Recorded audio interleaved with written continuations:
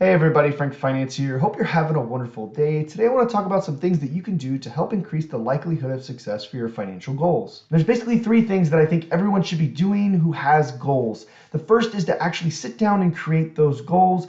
Write them down. You're 20% more likely to achieve it if you write it down on paper. The second is to actually write actionable steps by goal, and you're 40% more likely to actually achieve it.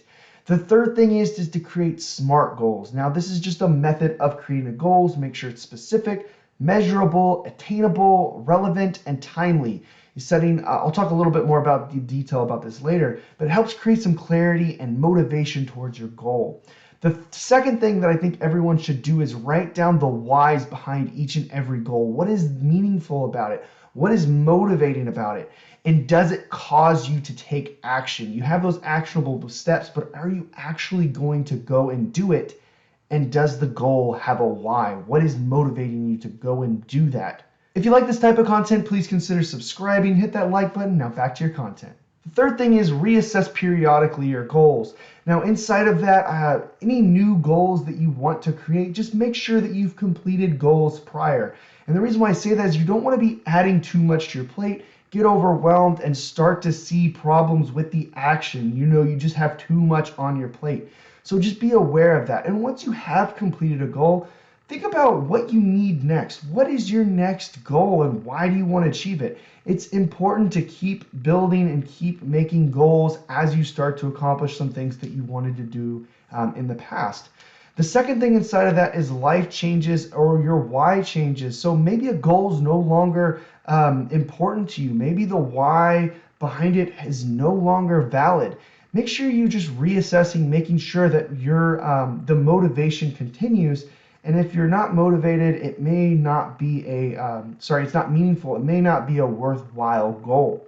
Third, there is the relevance could have changed, meaning that, it's no longer a relevant goal to what your overall goal could be. You could have an overarching goal and a small goal underneath it could no longer be relevant towards achieving it. For example, some sort of technology changes that makes it obsolete.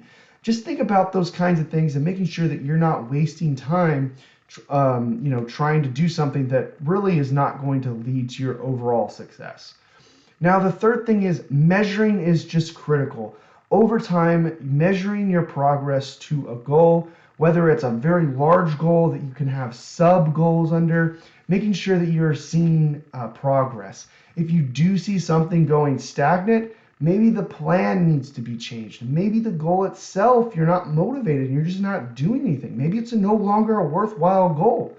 Those are things that you just need to make sure. And if it is a worthwhile goal, continue measuring it and be relentless.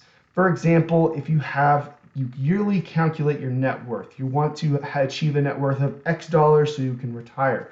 You want to be constantly measuring that, in my opinion, at least once a year, so you can see that your goal, and it'll also help provide motivation for you as you see you approaching your goal. If you like this type of content, please consider subscribing. I do videos on personal finance, investing, and stock analysis. Thank you so much for watching. My name is Frank Finance, out.